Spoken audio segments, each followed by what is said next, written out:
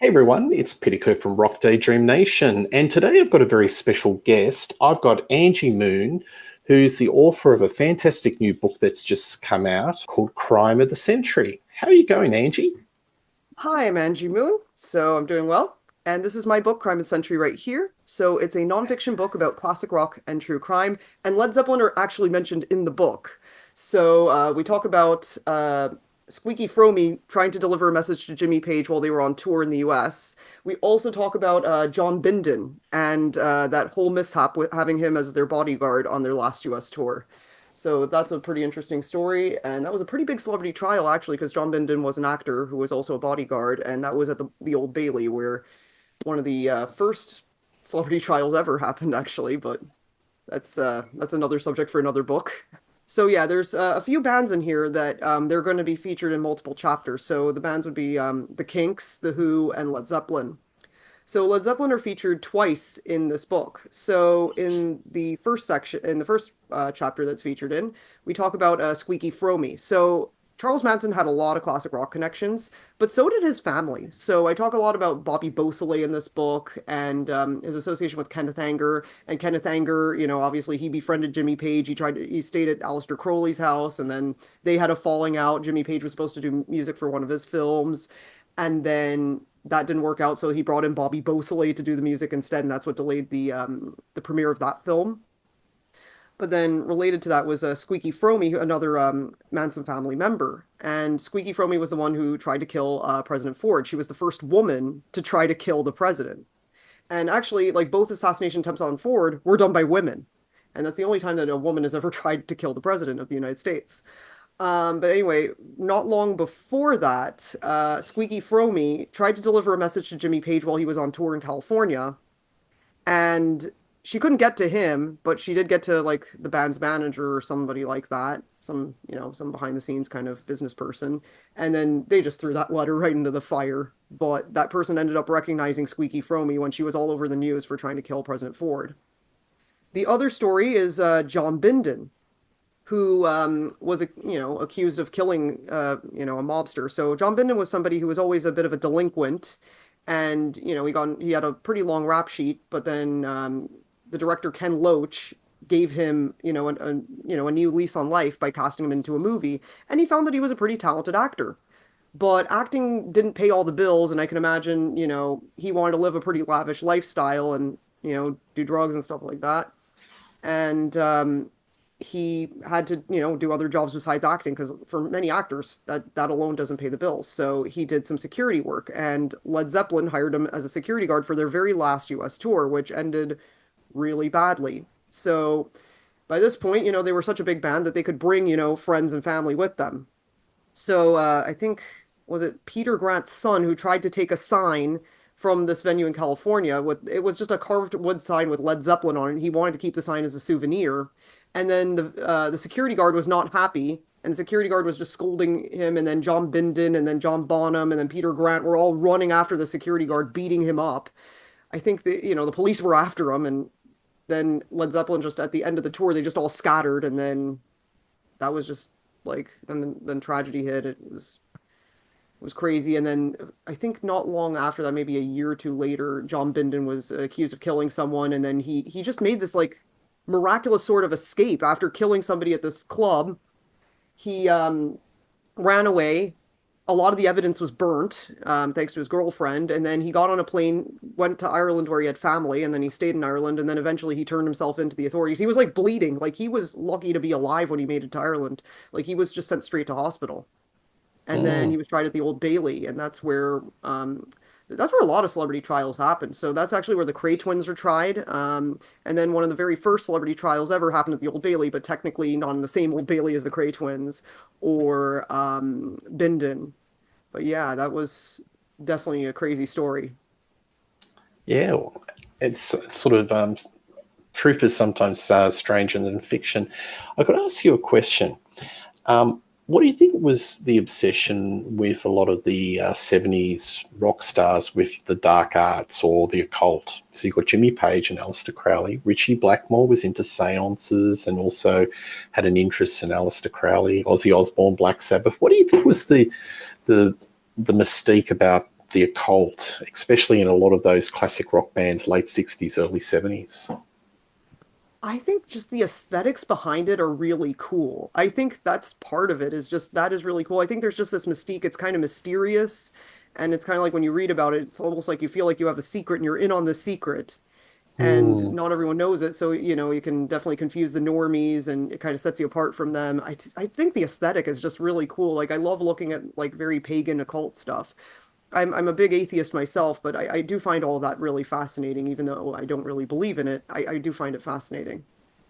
yeah. And there's actually a bit of more of those kinds of connections, the kind of occult things. So the cover of my book has a tarot card motif, and that's actually there's a bunch of different Easter egg kind of references on the front.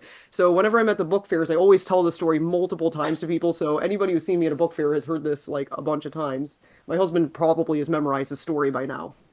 But in January of 1958, Joe Meek, who was a music producer back in the 1960s, he was basically the British equivalent of Phil Spector. So he was very much a pioneering music producer. He was the one who produced and composed the instrumental Telstar, and that was the first number one by a British rock group, the Tornadoes. So that was even before the Beatles. So that was 1962. So January 1958, he goes to a tarot card reading by his friend. And this friend draws three tarot cards. He puts out three tarot cards and writes what comes to mind. So he drew one, wrote Buddy Holly, drew another, dies, drew another, February 3rd. And then he predicted accurately the day of Buddy Holly's death. Now, February 3rd, 1958 comes and goes. Buddy Holly's still alive, but the following month, March of 1958, he's touring the UK, and Joe Meek still has February 3rd stuck in his head, and he thinks something is going to happen on February 3rd, so he's got to warn Buddy Holly. So he goes and warns Buddy Holly about it. Buddy Holly just thought this was just some crazy guy and thanked him for his concern, brushed him off. February 3rd, 1959. So Buddy Holly, the Big Bopper, Richie Valens, and Dion and the Belmonts were all touring the Midwest in the winter. Just bad move. The tour was just so poorly organized. They're zigzagging across the Midwest, and it's freezing, and they have a school bus. They're not, they were doing this all on the cheap. I mean, touring wasn't always very glamorous, especially in those early days. It was very, low budget, really, a lot of it. And Buddy Holly just had had enough of how cold it was, and he was tired of being in that bus, and he wanted to, get, to the next destination. He was supposed to go to Fargo, North Dakota. They were in Iowa. And instead of, braving a bus ride and freezing, he would fly over there and he wanted to offer it to his band. But the Big Bopper was sick, so he offered him a seat on the plane. And then through a coin toss, Richie Valens got on the plane. He had this fear of flying because there was a freak accident in his school. And, a few of his friends were killed because his plane just fell out of the air and hit a bunch of kids. But Richie Valens just decided to go nonetheless. Um, Waylon Jennings makes a joke to Buddy Holly about how he hopes his plane crashes. Buddy Holly says, "Well, I hope your bus crashes, it just freezes or something like that." And not long after taking off, the plane crashes, and it's February 3rd, 1959, the day the music died. Now, another weird connection about February 3rd is that that's the day that, so you notice a little bloody flying V there. I picked it because it's like the most weapon looking of any guitar. And it's just such an iconic looking guitar. But one of the popularizers of that guitar is Dave Davis of the Kinks, who was born February 3rd, 1947. January 1958 was actually when the Flying V was patented by Gibson. So that's another one. And then February 3rd, more significance of that. Joe Meek just kept having this obsession with Buddy Holly. He was really into seances and things, and he wanted to speak to Buddy Holly's ghost. And February 3rd, 1967, he kills his landlady before turning the gun on himself. February 3rd, 2003, Phil Spector murders Lana Clarkson. February 3rd is just a crazy date. Like, that is just insane, like, to think about how many Wow. things happened. And just recently, I was reading, this is completely off topic, but I didn't realize, like, I love seeing these kinds of connections and coincidences. And I was reading about just Phil Lynott and Ray Davis, and both of them have this weird connection. So, January 4th, 1986 is when Phil Lynott died. Ray Davis was shot in New Orleans January 4th, 2004, and it was pretty bad. Like, he could have died. He was just, trying to, chase a robber who was stealing his girlfriend's wallet. And yeah, that's really what caused him to leave New Orleans and go back to England, was that incident. And that really, really messed him up because he couldn't tour as much. And Mm. I mean, it's a miracle that he was even able to tour as much as he did to begin with, because he had like chronic back pain for his whole life. So yeah, anyway, that's another story for another time. Yeah, well, there you go. There's all these little stories, and it seems like there's sort of a connection. It's like that connection about certain rock stars. They die at the age of 27. Yeah, I actually Jimi wrote about Hendrix, that. Janis There's so many Joplin, more.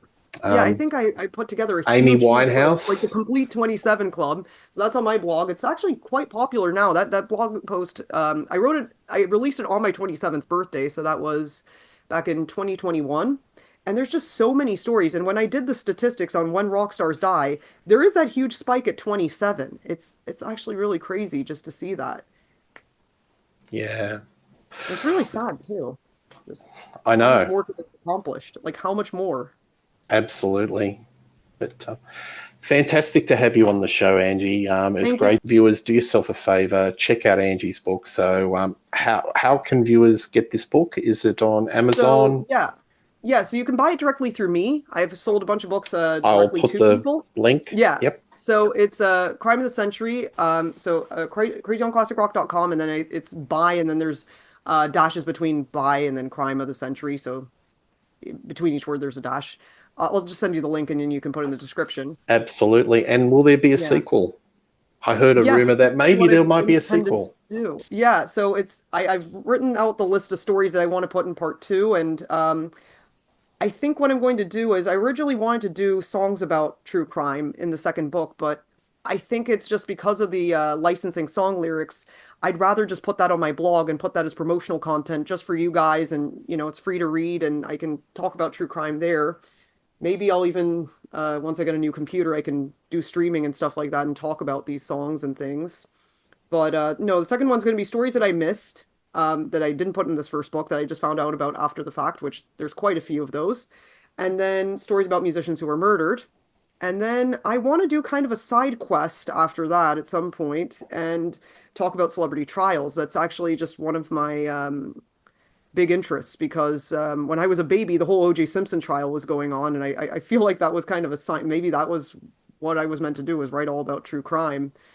And yeah, like that trial was just something really fascinating to me. So I want to cover celebrity trials that aren't classic rock related and just Well, look at the history of it and how much it's changed in like the 130 years that celebrity trials have been going on.